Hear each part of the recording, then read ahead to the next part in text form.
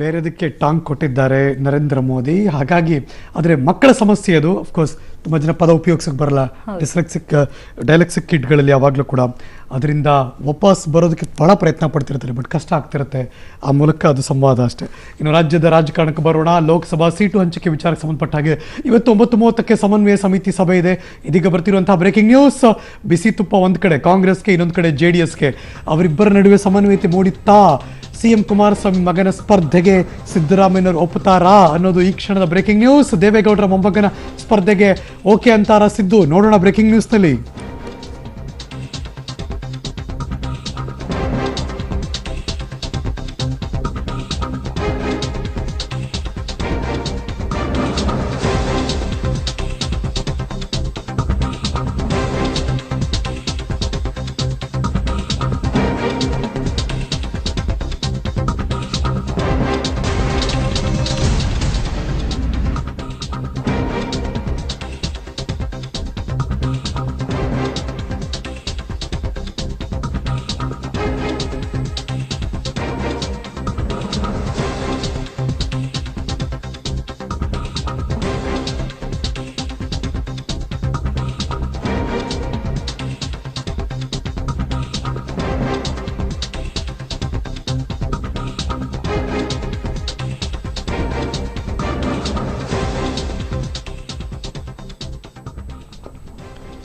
ಈ ಕ್ಷಣ ನೋಡ್ತಿರುವಂತಹ breaking news. Mandya ಸೀಟ್ಗೋಸ್ಕರ ಒತ್ತಡ ಕಾಂಗ್ರೆಸ್ನಲ್ಲೇ ಏರ್ತಾ ಇದೆ. ಅದು ಕಾಂಗ್ರೆಸ್ಗ JDSಗ ಗೊತ್ತಿಲ್ಲ.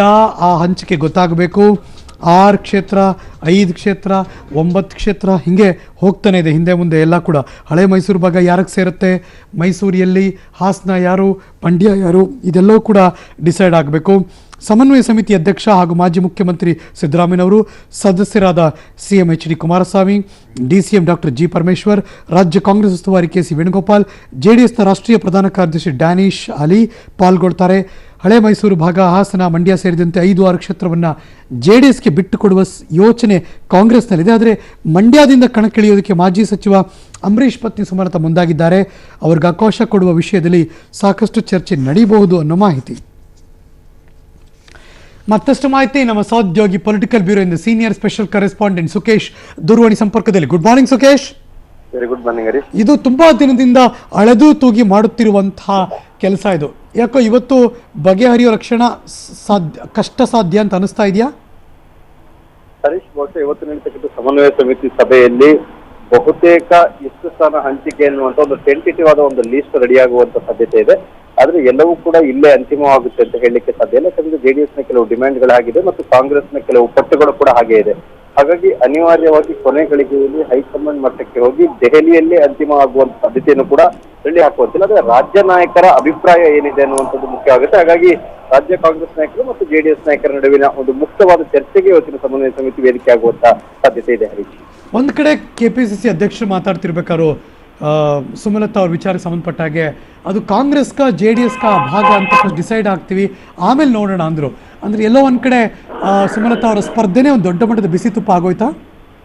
ಖಂಡಿತ ಹೌದು. ಯಾಕಂತಂದ್ರೆ ಎಲ್ಲ ಒಂದ್ ಕಡೆ ಯಾವ ಸ್ಥಾನಗಳು ಯಾರಿಗೆ ಹಂಚಿಕೆ ಮಾಡಬೇಕು ಅನ್ನುವಂತ ವಿಚಾರಕ್ಕೆ ಸಂಬಂಧಪಟ್ಟಂತೆ ಆಯಾ ಪಕ್ಷದ ಹೋಲ್ಡ್ ಇರುವಂತದ್ದು. ಈಗ ಮಂಡ್ಯ ಮತ್ತು ಹಾಸನ ವಿಚಾರಕ್ಕೆ ಬಂದ್ರೆ JDSಗೆ, ಉಳಿದ ಬಹುತೇಕ 10 ಸಂಸದರಿರುವಂತಹ ಕಡೆಗಳಲ್ಲಿ ಕಾಂಗ್ರೆಸ್ ಸ್ಥಾನ ಬಿಟ್ಕೊಡಲ್ಲ ಅಂತ ಹೇಳಿದಂಥದ್ದು, ಇವೆಲ್ಲವೂ ಕೂಡ ಸಣ್ಣ ಮಟ್ಟಿಗಿನ ಒಂದು ಟಗಫರ್ಗೆ ಕಾರಣವಾಗಿರುವಂತದ್ದು. ಆದ್ರೆ ಅನಿವಾರ್ಯವಾದ್ರೆ, ಮೈತ್ರಿ ಸೂತ್ರ ಪಾಲನೆ ಅನಿವಾರ್ಯವಾದ್ರೆ ಕೆಲವೊಂದು ಬದಲಾವಣೆಗಳನ್ನ ಮಾಡ್ಕೊಳ್ಬಹುದು. ಆದ್ರೆ ಮಂಡ್ಯದ ವಿಚಾರದಲ್ಲಿ ಆ ಬದಲಾವಣೆಗೆ JDS ಒಪ್ಪುತ್ತೆ ಅಂತ ಈ ಪರಿಸ್ಥಿತಿಯಲ್ಲಿ ಹೇಳೋದು ಕಷ್ಟ. ಯಾಕಂತಂದ್ರೆ JDS ಅಲ್ಲಿ ಬಿಗಿ ಪಟ್ಟನ್ನು ಹಿಡಿದಿರುವಂತದ್ದೇ ಈ ಒಂದು ಮೈತ್ರಿ ಸೂತ್ರದ ಮಾತುಕತೆಗೆ ಅಡ್ಡಿಯಾಗಿರುವಂತ ವಿಚಾರ.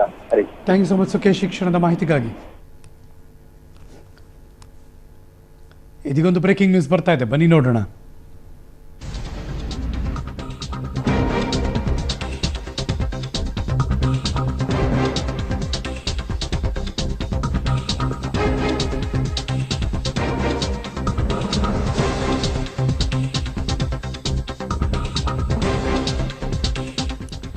ಒಂದು ಕಡೆ ಸಮನ್ವಯ ಸಮಿತಿ ಸಭೆ, ಲೋಕಸಭಾ ಸೀಟು ಹಂಚಿಕೆ, ಕಾಂಗ್ರೆಸ್ JDSನವರು ಮೀಟಿಂಗ್ ಮಾಡ್ತಿದ್ದಾರೆ. ಆದರೆ ಮಗದೊಂದು ಕಡೆ ನೀವು ನೋಡ್ತಿರುವಂತಹ ಈ ಕ್ಷಣದ ಬ್ರೇಕಿಂಗ್ ನ್ಯೂಸ್. ಸುಮಲತಾ ಅಂಬರೀಷ್ ಮಂಡ್ಯದ ಕಾಂಗ್ರೆಸ್ ನಾಯಕರನ್ನ ಭೇಟಿ ಮಾಡ್ತಿದ್ದಾರೆ. ಅದೇ ಸಂಜೆ 6 ಗಂಟೆಗೆ ಕಾರ್ಯಕರ್ತರ ಜೊತೆ ಭೇಟಿ ಮಾಡ್ತಾರೆ. ಅರ್ಕೇಶ್ವರ ದೇವಸ್ಥಾನಕ್ಕೆ ಪೂಜೆ ಸಲ್ಲಿಸ್ತಿದ್ದಾರೆ. ಇದೆಲ್ಲವೂ ಅವರ ಆಕ್ಟಿವಿಟೀಸ್ ನಡೀತಾನೆ ಇದೆ.